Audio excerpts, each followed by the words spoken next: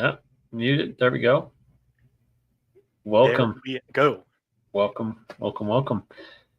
College football is back. You how many hours did you consume of college football today? As many as I possibly could. You've been awake for maybe 12, so probably at least 11. Stopped for lunch. Stop for lunch. There's not a ton. I mean, obviously there's one premier game on today, but there's some barn burners that are happening even as we speak here. So college football is back, and it's Christmas. Well, very good, very good. Welcome everyone to the Sideline Podcast. My name is Kevin Showalter. We're coming at you with episode 47, and co-hosting this madness is the one and only Jared Booker.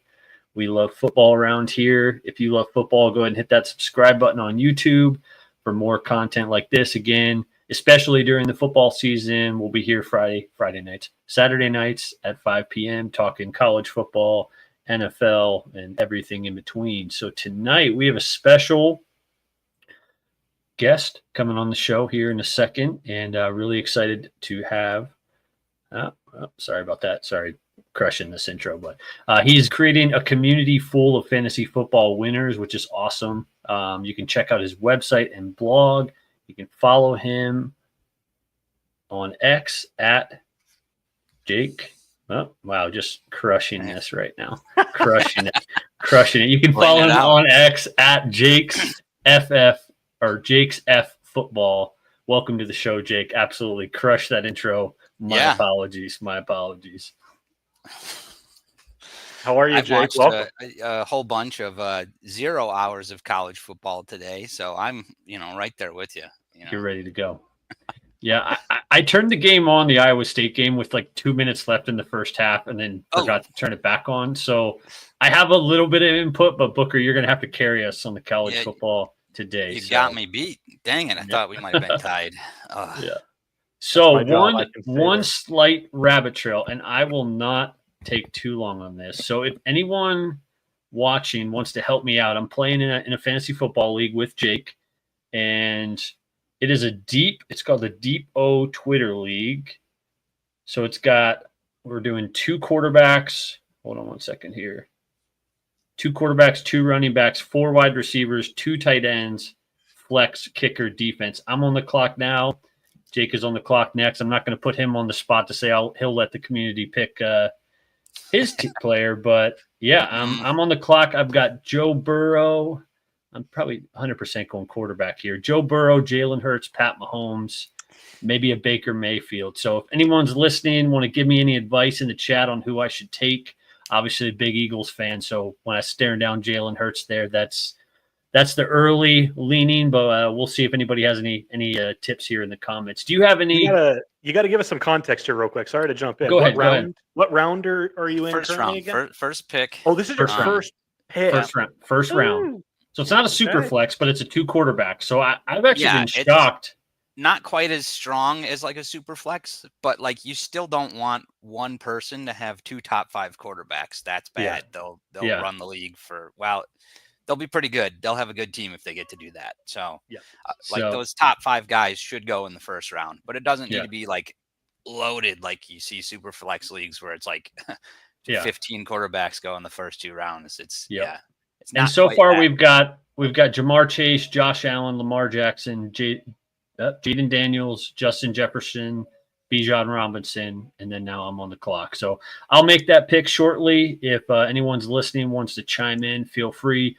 Also, let us know in the comments if you have any fantasy football questions. This is a big time of year for drafts. If you're debating between players or questions about rankings, I know somebody asked Booker earlier this week was it CeeDee Lamb over Derrick Henry, Christian McCaffrey? Was that the 3 you were? So any questions like that, feel free to drop them in the comments, and I'd say we would answer them all, but we will 100% answer them all unless you flood our comments with them right now. So without further ado, Jake, we like to start every show with some trivia. And so Booker has some special Wisconsin Badger edition trivia for you. So take it away, Booker. We got ourselves a Wisconsin Badger in the room here. So let's take a look here.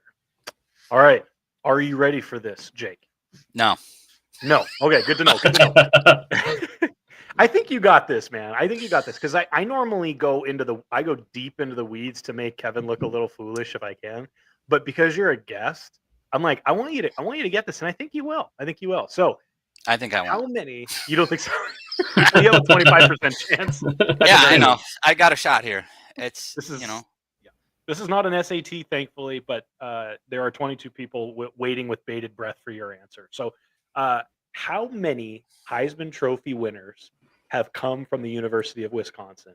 Is it A, 3, B, none, C, 2, or D, 4? And if anyone in the comments knows the answer to this and wants to help Jake out, absolutely feel free. If you'd rather see him squirm, you can also do that. What are you thinking? Well, I'm pretty sure it's not none. Okay. So we're 33% chance already. And you're absolutely right. It is not none. I will give you that. It's not none. Yeah. So I know. I see some plaques on people's walls when I go to people's houses. In the basement, they got it all decked out, and I've seen some of these. Yeah. You've been to some basements. It sounds. Yeah, and one isn't it. So I've seen at least one. So we got that, and that's not an answer. But let's go with 2. All right, 2. You are absolutely correct. Woo! So we got 2. One name you probably know, and the other I did not know because none of us that's an old one. were alive. But I'm going to butcher this name. Alan Amish, fullback, won the Heisman in 1954, and then everybody knows Mr. Ron Dane in 1999. What could have been? What could have been? I just want to go back to Alan. I need to look up some stats on this guy after the show. He must have been running like 45 fullback dives per game to get. I love that a fullback. Yeah, I wonder how many fullbacks. That would be a good question. How many fullbacks have won the Heisman? Yeah, and back when sometimes the running back and or a halfback was also sometimes called the fullback. You know what I mean? Yeah. Way back then, they kind of didn't care that much about who was half and who was full. They were in the backfield, so they get one of them. Yeah, they were handed the ball and asked to go run into a group of smelly dudes they wanted to take their head off. So that's right. All right. So great work, Jake. All right, I survived. I feel good now. Let's see if Kevin can be 1 for 1 himself. Question number 2. So today, Kansas State played Iowa State in Dublin, and so was this their first time? Wow, I'm butchering this now. Kansas State played Iowa State in Dublin today for an international game. This happened last year as well for with Kevin Showalter's pick of the year for ACC to win. We're not Florida State. Back up. We're not. But here's the question: so, in light of today's game, has Kansas State has played internationally how many times? So 2 other times, including today. Is A, B, 1 other time other than today, C, no other times other than today, or D, 3 other times other than today? I'm going to go, since you threw me under the bus on Florida State one more time, I want to answer correctly since I saw these before the show, but whoa. Full disclosure though, my guess beforehand, and I will stick with it. I thought no other times. I thought this was their first time traveling, but I wanted to get the correct answer because you brought up Florida State again. But go ahead. What's the correct answer? All right.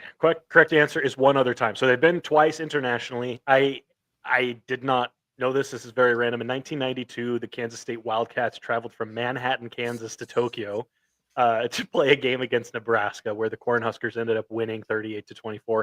I'm imagining at the moment Nebraska Cornhuskers and Kansas State Wildcats, offensive linemen walking down the street of Tokyo, and people just running, like fleeing for their lives because these men, like I don't know, just like a bunch of Godzillas. That's all I can think of. So anyway, crazy. But yeah, that was trivia, and we got 1 for 1, or 1 for 2. So that's all good. All right, so why don't you just take us here right into, again, I watched 2 minutes. The best input I can give before you dive in was they were complaining about the cleats. My issue with the cleats in these type of games is how do these teams not know? Like they know they're going to play on the soccer field, so don't like complain about the cleats at halftime or wear the wrong ones thinking you're playing on turf at Iowa State or whatever type of surface they have. So when I heard that on the TV, I was like, come on, guys. Like, it's 2025. You should know the field surface you're going. If you've got to change your cleats at halftime, it just feels like somebody was not prepared for playing on a grass soccer field. So that's my 2 minutes of this game. What were your thoughts, Booker? Well, just a couple of things. So I was up hours before watching pregame. It was on and off pouring down rain. And so that field was, it's a soccer pitch. Then it's got a ton of rain on it. Who knows how many Guinness beers were thrown on it over the course of the game as well. Countless. But some countless. But these guys have neither of these teams had any excuse, truthfully. I don't know if you remember in 2023, Snowmageddon. So this game is normally called Farmageddon because of the two teams playing. But Snowmageddon, when it was in Manhattan, Kansas, and snow was flying. That was the game that Abu Sama for Iowa State ran for like 273 yards. And so these teams should not have been fazed by the field or the conditions. But there were each team had 2 turnovers in that game. And in this game here, there were fumbles. The first 2 touches by both teams were fumbles. Yeah. And so it was pretty bad. Another thing that of note, the Dylan Edwards, running back, highly touted running back for Kansas State, he muffed the opening kick, or the punt, the opening punt from Iowa State, and ended up injuring his ankle and went out of the game, did not return. And so that was a really big deal because I know that in camp there's just a lot of anticipation for that guy. Rocco Becht for Iowa State looked really good at times, and so did Avery Johnson. Avery Johnson, also highly anticipated year, put on some weight, and the kid can still scoot. So I'm thinking that even though Kansas State lost that game, they are going to have quite a year, especially if Dylan Edwards can get back healthy. The only other thing I do want to bring up to people's purview is I heard nothing but good news or good things about Chase Sowell for Iowa State, and he had 1 target in this game, and so he was he just didn't have anything to do in this game, and I was very surprised by that. So Brett Iskildsen for Iowa State, he had 3 receptions for 46 yards and a touchdown, and then Benjamin Brahmer, finally healthy, had some nice catches as well. So overall, a pretty sloppy game, but that game could have been way worse, and I do not care because it's college football and it's back. So congratulations to Iowa State and Matt Campbell. I think Matt Campbell's an awesome coach. So here's to college football. Yeah, and we've talked about when you're seeing a Big 12 game, you're expecting high scoring and just no defense. So it's kind of the outlier of a Big 12 game, and probably the travel and the weather, and like you said, but things will get better for these offenses. Probably it's a good thing that this is week 0 and none of our Campus to Canton leagues are going this week because there's only but so many teams playing. So any other thoughts on that before we move along to some NCAA predictions? Well, just for Campus to Canton, a couple names to mention that I will be looking at in our Campus to Canton leagues. Obviously, Rocco Becht and Avery Johnson, they're probably not available on your waiver wire, but someone who might be is Carson Hansen, running back for Iowa State. Also, now with Dylan Edwards and Kansas State being injured, Joe Jackson stepped in and had a decent day. On the Kansas State receiving side, Garrett Oakley, the tight end, he looks like he's going to be heavily involved, 5 catches for 62 yards. Jace Brown and Jaron Tibbs from Purdue. So just a couple of names to keep in mind as whether you've drafted or not, these guys might be sitting on your waiver wire. So, yeah.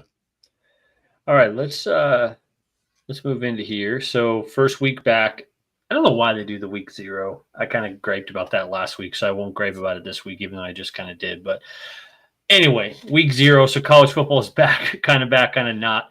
Who do you guys think will win the national championship this year? We talked about AP rankings last week. Yeah, we've got Texas, we got Penn State, Ohio State, Oregon. I'm trying to think. Clemson's ranked pretty high. Who do we think brings home the trophy this season?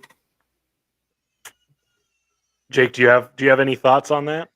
I have a thought. I mean, there isn't I feel like there isn't one that really stands out, is there? it's like coaches have changed, and there isn't like any super big name players that that also combine with those things. So it's like I'd probably just go with a blasé answer, be like, it's Ohio State, because they've been there before, and it's like, well, I don't even know who their best guys are right now.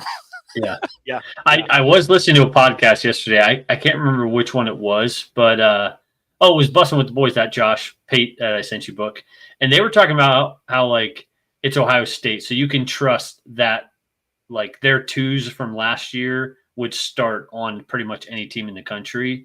Those guys are the starters. So you can trust that they have some absolute monsters, even if we're not familiar with the names. And I would agree with you on that. I think it is like the Texas, the Penn State, Clemson. It's kind of I don't know. It's not like there's a dominant Georgia team where we know pretty good that they're going to run away with it. So I think there's a little bit of mystery this year. I lean Georgia is I think going to be my official prediction. I think Texas falls up short this year. I want Penn State to win it, but I just have zero confidence in James Franklin. So my official pick is going to be Georgia. Kirby Smart gets back on the horse and wins one this year with a defense and a run game. So what are you thinking, Book? I'm thinking Clemson. I'm going Clemson. I think that last year was just a really rough year for them, but Cade Klubnik coming back, added some things on the defensive line, top wide receiving core. I think Clemson is going to be a pretty formidable opponent. It's easy to say Ohio State. I do not think Ohio State's going to repeat with Julian Sayin. People are high on Julian Sayin, and he could be an absolute stud, but like you have all of these pieces, but the man who touches the ball every single play is Sunshine. Can he just get the ball to Jeremiah Smith, man? Yeah, I mean, if he just tosses it up to Jeremiah Smith, if he can do that, then okay. But I'm just, until I see, we're going to learn a lot next Saturday against Texas. Because that defense is coming. That defense is coming for Julian Sayin. So I'm going Clemson, though. Yep. All right, let's move over to Heisman Trophy winner. Who do we think wins the Heisman Trophy? And we were talking about this before the show. Is it the 2025, the 2026? We landed on it's the 2025 per Google, but the award will be given in spring of 2026 for this season. So who do you think wins the Heisman Trophy this year, Booker? I'm going Cade Klubnik in line with their national I mean, if Clemson wins the national championship, it's because Cade Klubnik had a Heisman-type year. If he doesn't end up winning the Heisman, I don't think I'm correct on the Clemson national championship pick. So he has to ball out all year. So I'm going Cade. What do you think, Jake? A surprise run from Billy Edwards, your new Badger quarterback, or probably not so much? No. He was a baller for Maryland last year. I was quite happy on my fantasy team last year. So he can play for sure, but. Any thoughts? Any predictions on the Heisman Trophy winner? I don't even really have one. I haven't been digging into the new players or the players that could be coming in. Yeah, and you cover mostly NFL side of things. Is that correct? Yeah. So we won't bombard you with too many college. I'm going to go with Lenoris Sellers. Is my prediction here. I just think he's going to run the ball. He could. I'm not saying he's going to go on that Jaden Daniels type of year, but he might get the 45, 50 total touchdowns. And if they win 9 or 10 games, I think he could get the nod just from sheer volume of statistics that he's going to put out this year. And I'm really excited to see him play some football. So one more. This is kind of NCAA. This one might be more up your alley here, Jake, of leaning into the NFL. Well, it's still kind of college, I guess. But who could play themselves? Field Yates came out with a thing this week where it was a way too early mock draft. And I think he had Arch Manning 1, Lenoris Sellers 2. I can't remember who else. It just got me thinking of like who could play themselves into the first overall pick. You hear more and more people coming out saying Arch Manning is probably not going to the NFL next year, especially if it's like the Browns or the Jets. With a pick. I've heard he could probably play an extra year. I mean, yeah, I still have no idea on this, but that's kind of the thing is just like I just let it play out, Yeah. because a lot changes and a lot of surprises happen with the college, and there's so many more teams and players to think about, So it's like, wow.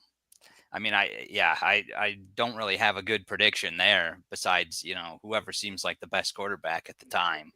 But, if they have a bad year or a bad championship, then, all of a sudden they don't look so good. And that's generally what I'll do is I'll wait till everything's all done and then look at the players and try and find all of the games that they, they play the toughest defenses. That's what I care about. And then that's another piece. It's like, we don't exactly know which ones are the best. We have some good ideas. Which defenses are good and stay good. But, so it's a lot easier in retrospect to look at the college stuff, Yeah.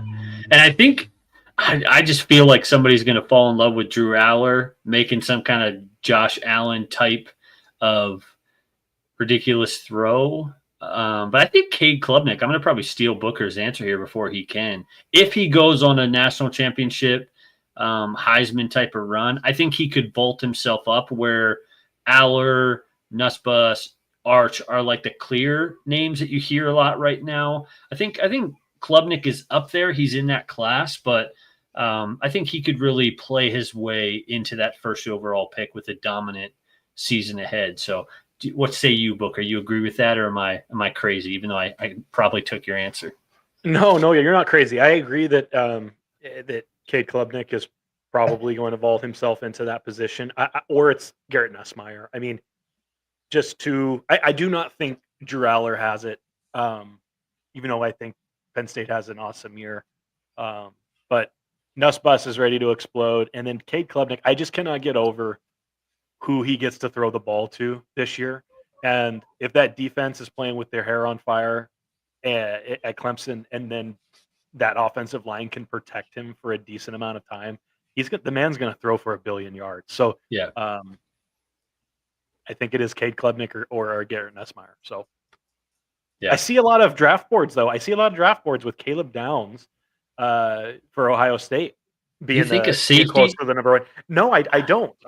But I think he's generational. So maybe depending on the team need, I guess. Depending on the team need. Yeah. Oops, I just kicked the table.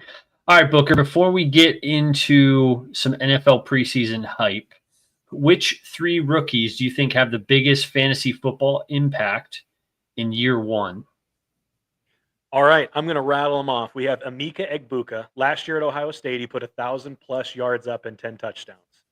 Cam Ward for Tennessee threw for over 4,300 yards and 39 touchdowns at Miami, starting immediately for the Titans. And with vets in the receiving room like Tyler Lockett and Calvin Ridley, that's going to help with his inexperience. And then Bill Krosky Merritt, he performed so well that the Manders decided to send Brian Robinson packing to San Francisco like that little mouse in 5-0 Goes West. I do not think that Eckler is going to be able to keep that starting job for long, if at all. Yeah. I wonder with the Brian Robinson, and I'm sure we'll get into that here once we get into some handcuff talk, but I wonder if it was a contract thing as much of in a crowded room. He was also going into the last year of his deal. They probably were like, hey, we're not going to re-sign this guy because we have this 7th round beast and Eckler.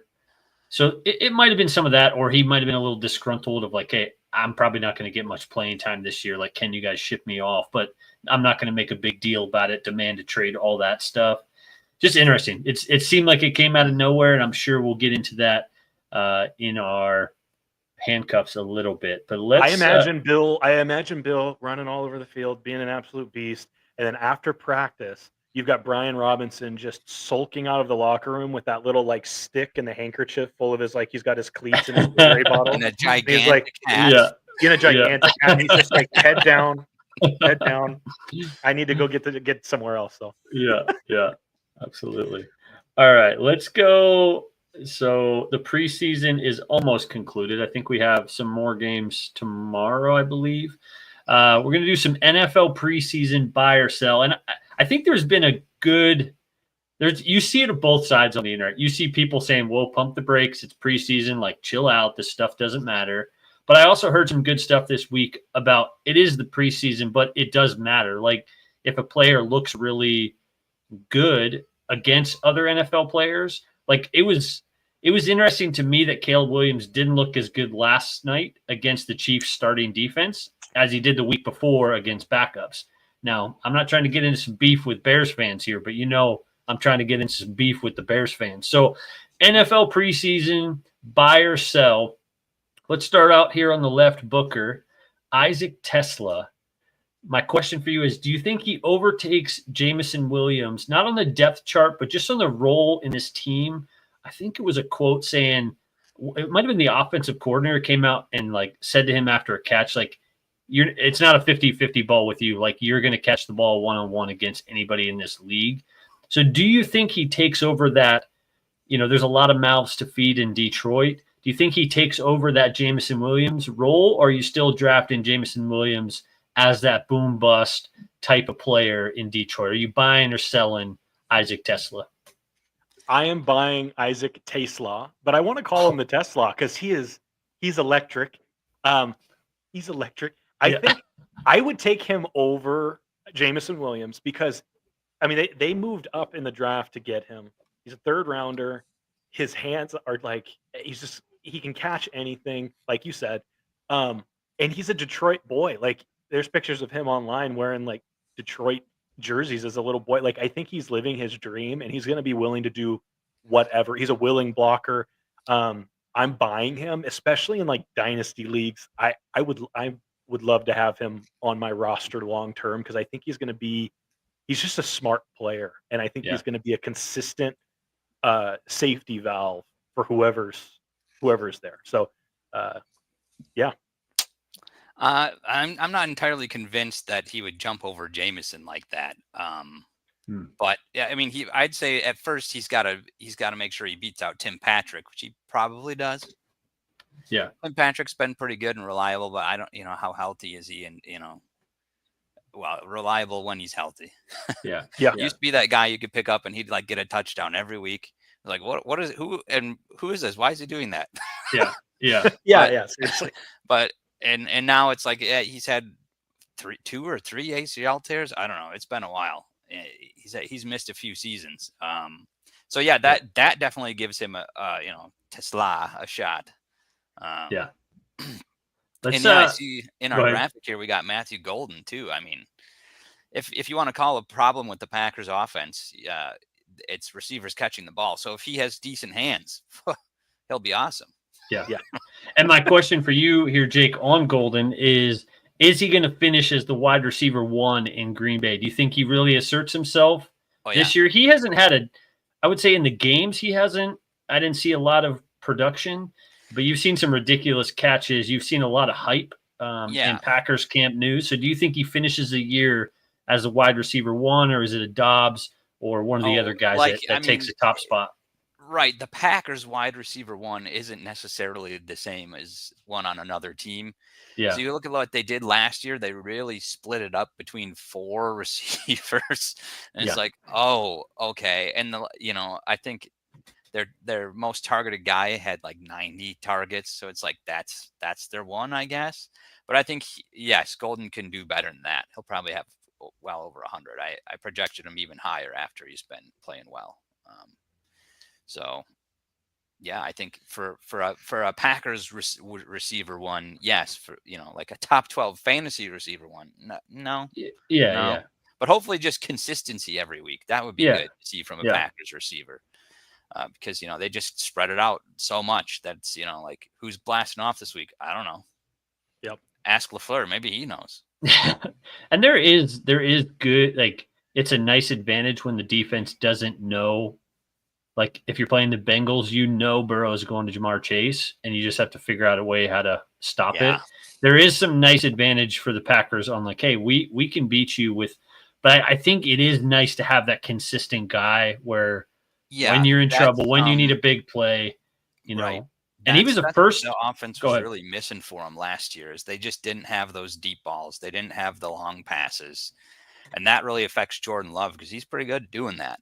But when you toss him up there and the guy just drops him or misses it or runs the wrong way or whatever, That's, and Christian Watson, he's really good when he's healthy.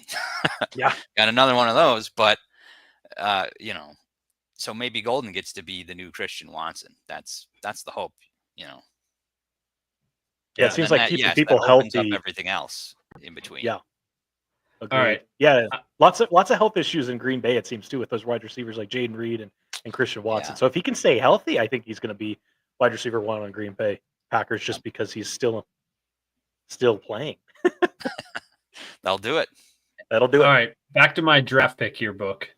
And Jake's the pick after me, so I will take his advice with a grain of salt here, because he might be leading me astray. So he gets. I'll somebody, tell you exactly who to pick. Yeah, there you go.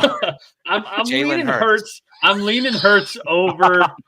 I'm leaning. He wants you to take Hurts over Burrow and Mahomes, but I would. I don't think I can take Mahomes over Hurts, but I think Mahomes is going to have a good year. So am I going to be the homer?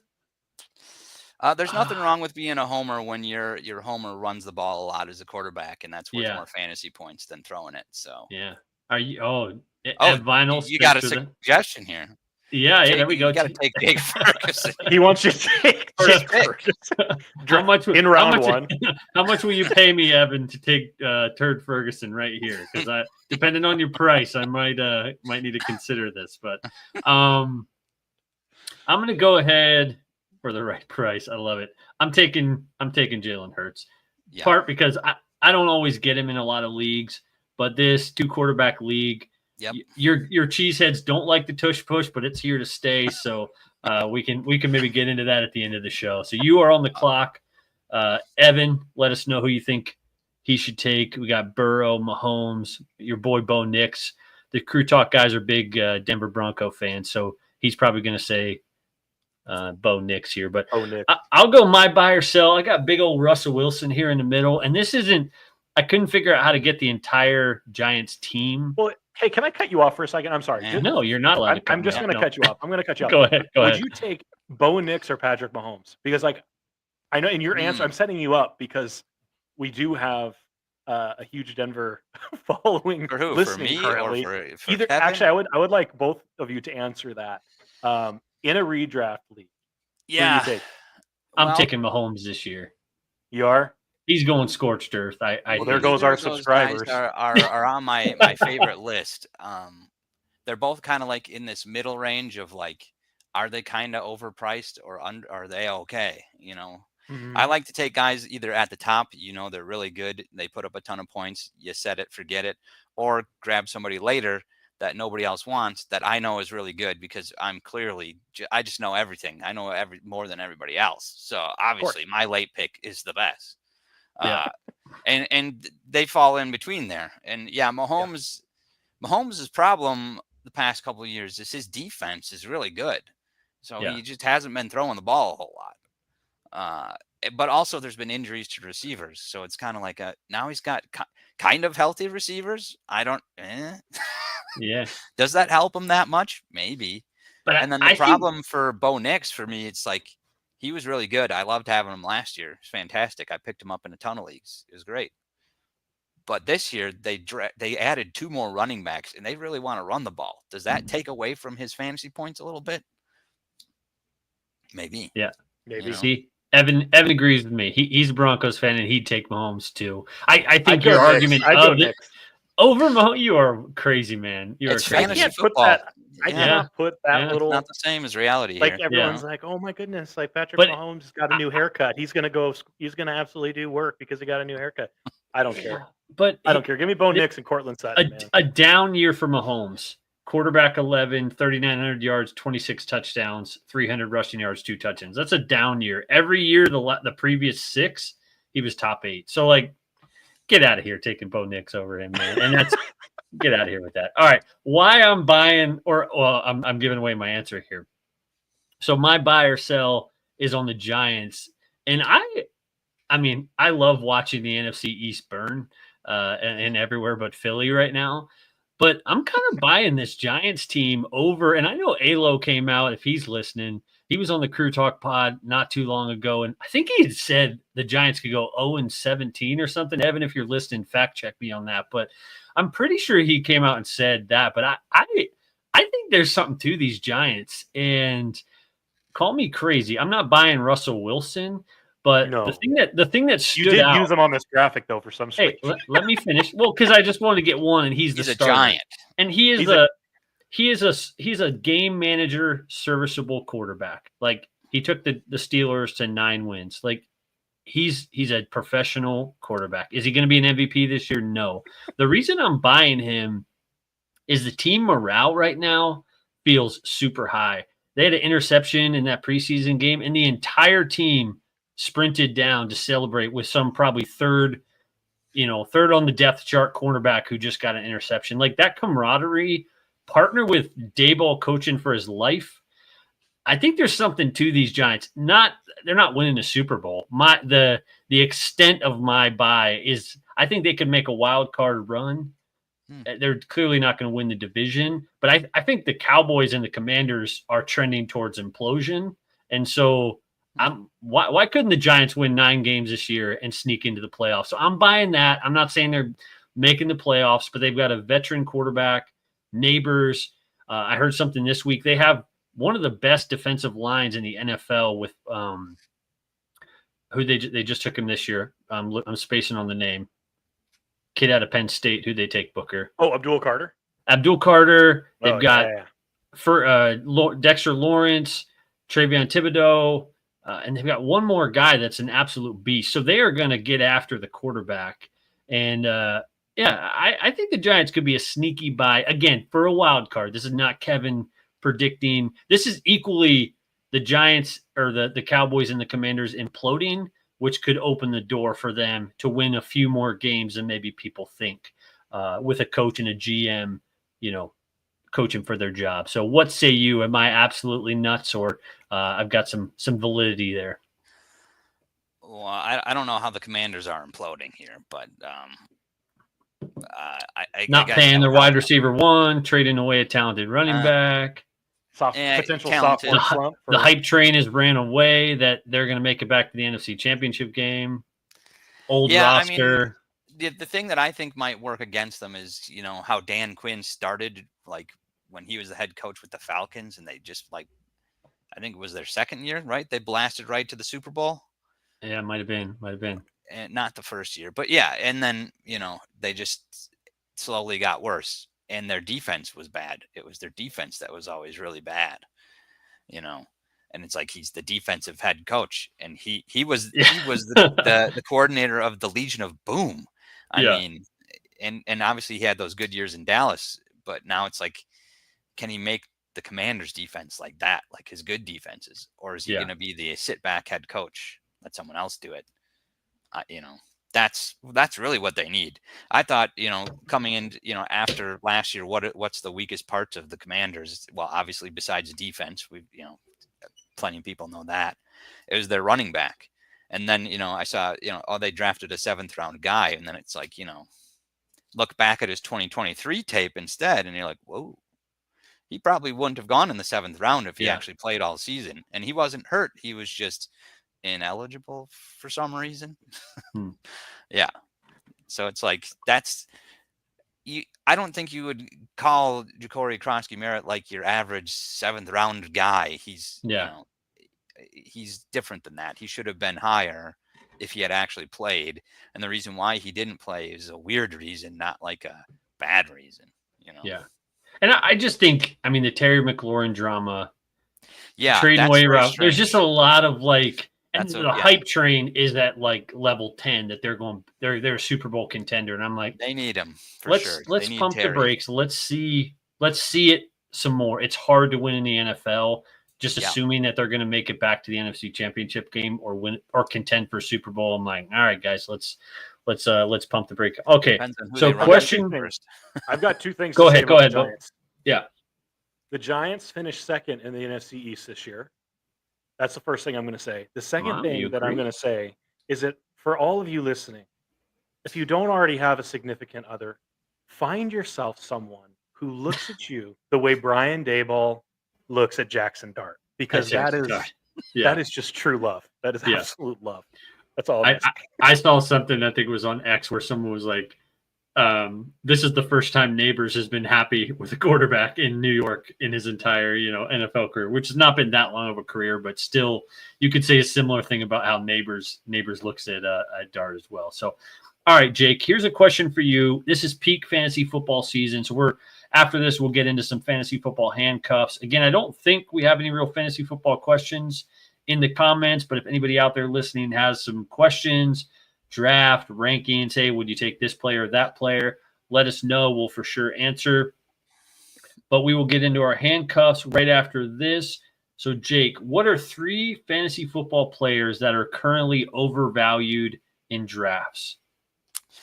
All right, my overvalues. Let's see. I'm starting to think, and this sounds bad, that Omarion Hampton is starting to get overpriced.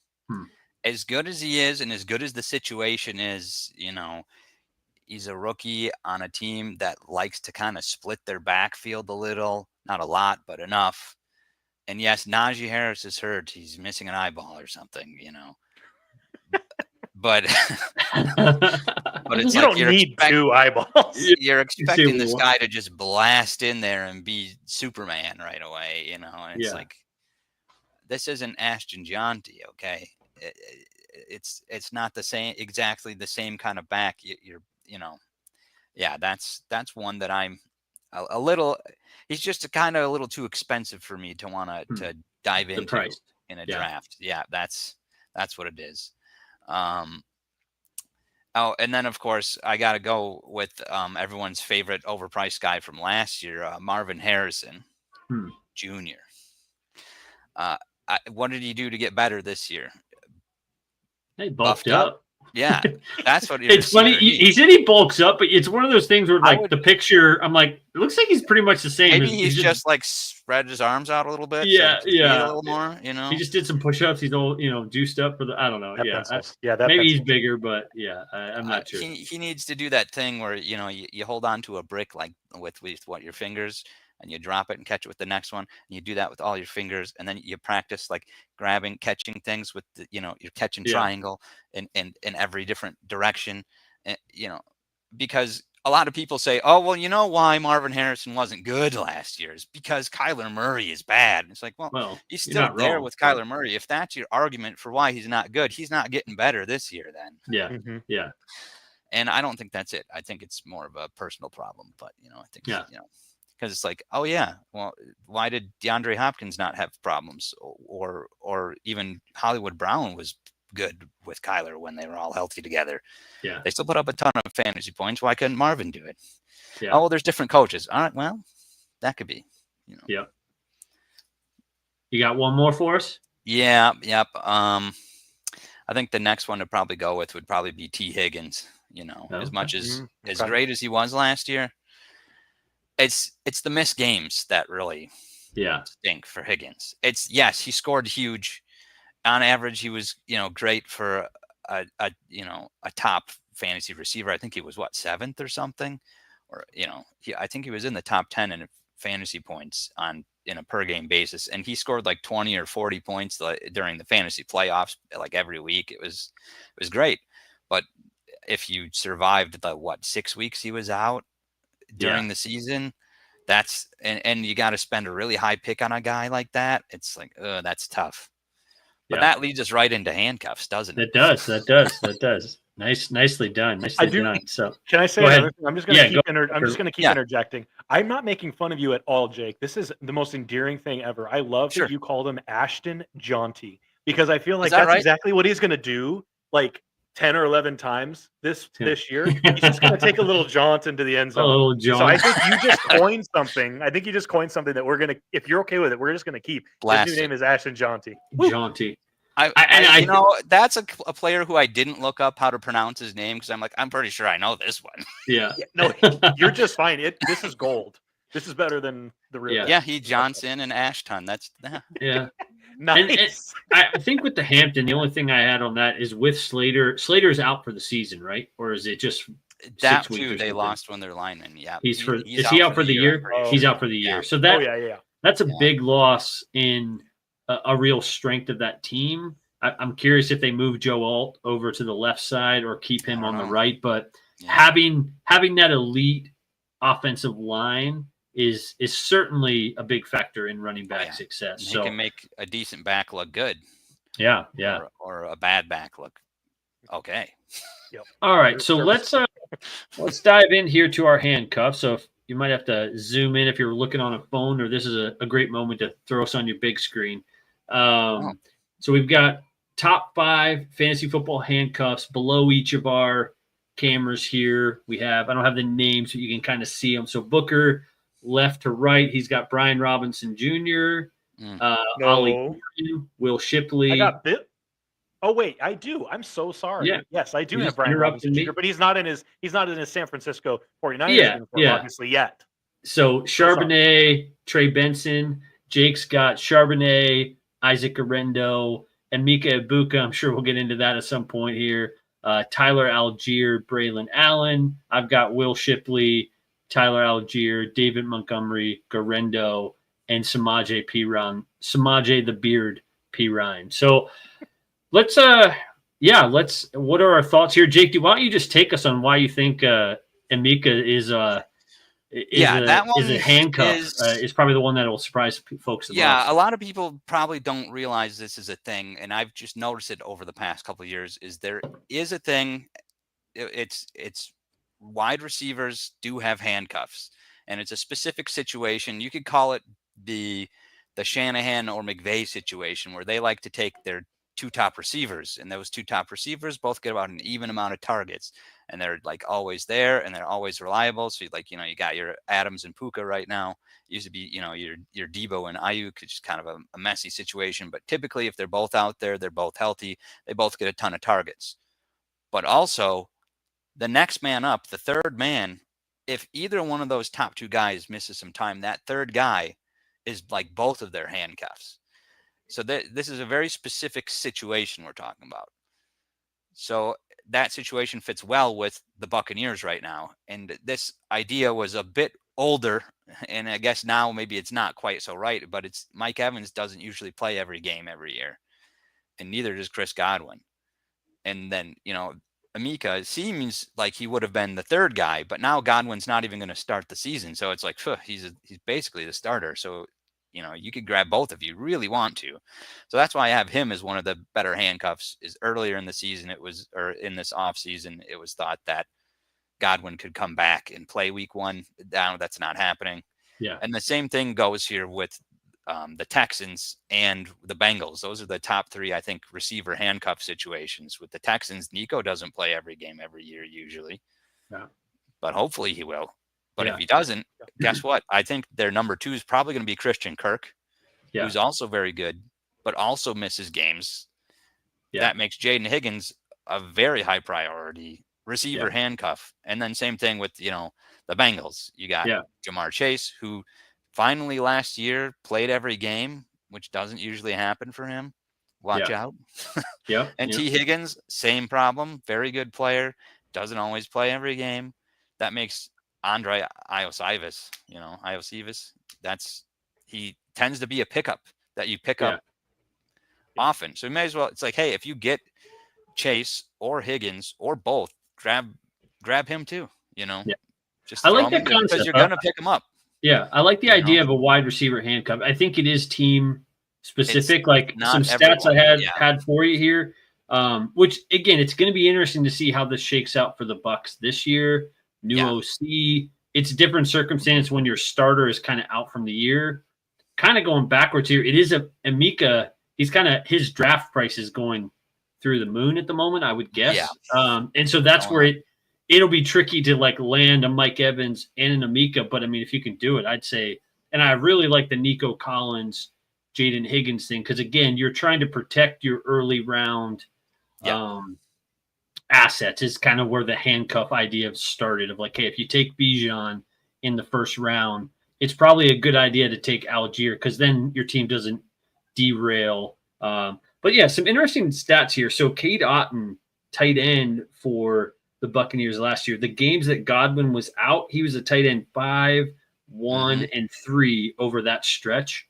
So I think there's some potential there for him as well to start the season on a high note, really get some of those targets. But it's going to be interesting to see how it shakes out in Tampa. I think it is team specific on, and probably why the running backs have historically been the handcuffs is just because it's easier to. There's one guy. Yeah, there's one guy running the ball where like you can pivot receivers. Position. If there's two and they're both always and only one of them misses sometime, then it's not the same level of handcuff. You know what I mean? Yeah. But if both of the starters have injury problems, it's like, wow, then the third guy actually has some good value as a handcuff. Yeah. You know? And it's interesting. You went Brian Robinson, Booker. You went Isaac Arendo, Jake. And I think this is going to take some time to shake out since he is a new. I don't really know. Yeah. And I thought I read something where maybe Garendo is fighting an injury right now, which he's got an injury-prone history. So that's kind of where I think both of these guys have value. You're kind of taking a dart throw on which one is healthy when I don't want to, knock on wood here because I'm high on C-Mac this year, but also you can only ever be so high because, he's just the history is what either it is. And he's the best running back in the league or he misses the whole season. That's what you That's true. You either win or lose your fantasy league from that pick. It's just crazy. It's just crazy. What are your thoughts? So you both have Charbonnet. I don't have Charbonnet. Booker, why don't you tell us? Because this backfield feels, again, his price has been going up. There's a lot of people out there that are pretty high on Charbonnet that, hey, he could take over this RB1 role, new offensive coordinator. Does he fit it better? Ken Walker is still a specimen, a talented player. I guess, Booker, you have him as a handcuff. Are you buying any of the hype that he could take over this role? And then you thought you got a handcuff and now you have an RB1? Or are you just saying, hey, he is a valuable player. If Ken Walker goes down, he's going to fill in nicely, getting more carries. But which camp do you land? Obviously, you have him on your handcuff, but any thoughts on that?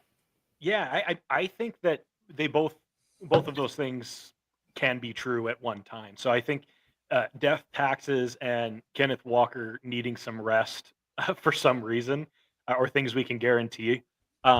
There's a new offensive coordinator in Seattle, and living in the Pacific Northwest, our sports radio is all about Seahawks. I'm not a Seahawks fan, but all I can hear on that sports radio right now is about how it's going to be more about the run in Seattle. And so they improved the offensive line. I think there's a little bit more health as well on the offensive line. And Zach Charbonnet is one of those guys in reading a little bit about him where he is all business. He is a professional. And so he doesn't have a bunch of injury history from what I was able to see. He takes his job very seriously. He's like sitting in the locker room on his iPad reading plays, like in the playbook. And so I think he goes about his business in a way that Mike McDonald appreciates.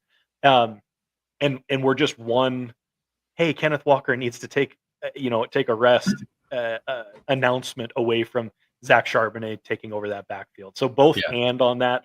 I actually more so, I mean, yes, handcuff, but I also think he could be RB1 there in Seattle in short order. So Kenneth Walker K9 better kind of watch out there. Yeah. Okay, let's see. I put David Montgomery as one here. My thought on him is he a handcuff? I think so. If you have Gibbs, if I'm taking Gibbs or Bijan early, I'd love to pair. Like, you're going to get some flex value from him, but if Gibbs gets hurt, then Montgomery's value skyrockets. So to me, I've got Shipley, Algier, Montgomery my top three, because for Bijan and Gibbs you have to pay a high premium. With Will Shipley, I think the Eagles' offensive line. Not that anybody could. I mean, Saquon is uniquely different in talent-wise, but the Eagles have been a top 5 run team for many years now. And so I think Shipley could slot in very nicely into the well-oiled machine that is the Philadelphia Eagles and put up top 10 to 15 numbers. So, but I think Montgomery is still not your traditional handcuff, but I think if I'm taking Gibbs with a second overall pick, I'm fine to take Montgomery. Where's he going? Rounds 8 or 9, something like that. Like, because again, Detroit's going to score a lot of points, and I want as much of that offense as I can get. So maybe not your traditional hiccup, but that makes sense. I think that Gibbs he blew up last year because of some injuries with Montgomery, but that's a more split backfield than I think an RB1 and then like a handcuff. But it makes sense if you can land both. That makes sense. That insurance makes sense. Yeah. Right. Yeah. Right. That's kind of how I was thinking about it too. Is usually these sort of split backfields. It's like, well, when one goes out, another comes in. So like the one guy's role doesn't usually change as much. Yeah. But it kind of depends. Obviously, that didn't happen with Gibbs last year. Like at the end of the season, Monty was out for a handful of games. And I thought, oh, well, someone else is going to step in. Usually, who's usually there. Which I think if when Monty got hurt, Gibbs became prime CMC. He really did. I think if Gibbs got hurt, you wouldn't see prime CMC out of Montgomery, but you would see ridiculous touchdown volume and it would go up. He would just get all the touchdown carries, and so I think his value would be significantly higher compared to some other people here. So, thoughts on Trey Benson there? You're all in on the Cardinals offense, aren't you, Booker? Man, the Cardinals and the Falcons. You just love some Cardinals and Falcons. People are high on James Conner, and I've never really been high on James Conner. I like Trey Benson out of Florida State. It's more about like he's going to if James Conner goes down, I think Trey Benson is the volume guy. So there's no one else there to take it. I know of anyway. Yeah, no, it's interesting. I like the Ollie Gordon, and I know we don't have a bunch of time, but like with Achane and Jalen Wright, I just think that those are some two speedy guys that have a tendency they can get hurt a little bit easier. But Ollie Gordon has been showing out, and I think that we forget that he had quite a year a couple years ago before a down year in his senior year at Oklahoma State. I think that he was a steal for Miami. Yeah, and it's just he's broken out so late here that I haven't readjusted all my things in articles to be like, hey, look at this guy too. Because at the moment it still seems like it's probably going to be Jalen Wright's job, but if it starts the season that way, how long does that last? Yep. There was an interesting article last year where it was like which RB3 can most likely go to RB1 by the end of the year. I think he could definitely do it. I almost picked Bill's on the way already. Bill's on the way. Yeah, he's doing it. The Bengals third stringer, who did they draft this year? The Texas Tech kid. Taj Brooks. I almost put him here, but I do like Samaje in that PPR role. He is just the little engine that could in the NFL. And so if Chase Brown goes down, I think he just, you're not going to get a top 5 guy every week, but in an offense that's going to score a lot of points, I think he would, because I think he would be well in pass protection where we're not sure how well Taj Brooks would do in that. As a rookie, they're going to want to keep Joe Burrow upright. So you could be a toss-up there, but that'd be an interesting maybe topic for a future pod on RB3s that could go up. Any other thoughts on this? Booker, maybe you can check the comments. I don't think we have any comments. And then we have Jake, you are on the clock. So those final things, and then we will wrap. And again, you've got 8 hours, so no pressure if you don't want to make your pick now. You want to hear who I'm thinking about here? Yeah, who are you thinking?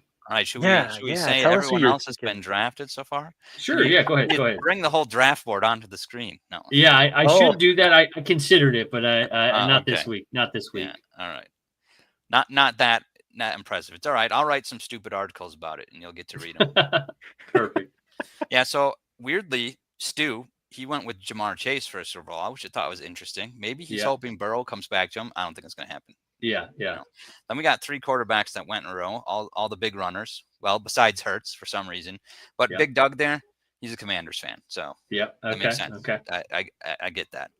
And then we had a clock out for the next guy, mad scientist here in the first round. A clock out? He waited the whole 8 hours, and then he picked Justin Jefferson. So it's like he had to have set that, I think so. Because the next clock out was Bijan Robinson. It's like, that makes sense. That's an auto pick, but that's a good auto pick for the 6th pick. Yeah, like, dang. I mean, there is some sort of a quarterback lean ish, But you can still, have the typical 1-1 be the 1-1. And then you grabbed Hurts. So now all the top quarterbacks are gone. So, not going to go that route. Ooh, not going to go that route. I mean, I could go Burrow, but he's. I like to try and get good value picks. Yeah. That's what's good about James Conner, by the way, is that he's available a bit later than what he always outperforms that. Value picks, my best article every year. It's always almost 100% right. Clearly, no, almost. When does that come out? Have you already released that or not? Out, yeah. Okay, we'll have to attach that to some show notes and share that. Take a look at that and see what you think. I put some real weird ones in there, like Christian Kirk and Adam Thielen. Yeah, but if Thielen gets traded to the Vikings, that pick goes out the window. Yeah. Yep. But all right, well, any other? I'll let you think on it more if you're still. I'll probably take Gibbs here, or you know what? I might just go a little crazy and just grab McCaffrey instead. Oh, wow. Ooh. This isn't Dynasty. This isn't just because he's going for it. So, yep. We'll do it just to say. Wow, he went Christian McCaffrey. Done. All right. Second running back off the board. I like it's not crazy, though. Like you said earlier, he's a win your league or completely disappoint you. He doesn't have a mystery calf injury that turned out to be Achilles tendonitis this time, does he? Yeah, absolutely. You know what his name is? His nickname for me? What? Christian. Oh, my calf. He does have a strange amount of calf injuries for sure. Yeah. Christian McCaff injury. I like that. All righty, guys. Thank you for joining. Again, you can follow Jake on X. You guys see his name there, but at Jake's FF, the FF football throws me off. But the Jake's fantasy football. Jake's fantasy football on X. You can also subscribe on X. He's got like a $3 premium content thing. Go ahead and do that. Support his channel. Get some extra content there. Again, thanks for joining us the evening talking handcuffs, fantasy football. Jake, thanks for coming on the show. Yeah, thank you so much, Jake. Enjoy the rest of our weekend here. We've got more preseason games, big cut day on Monday or Tuesday, and NFL is right around the corner, so can't wait. All righty, you guys have a good weekend. Yeah, have a good weekend, everybody.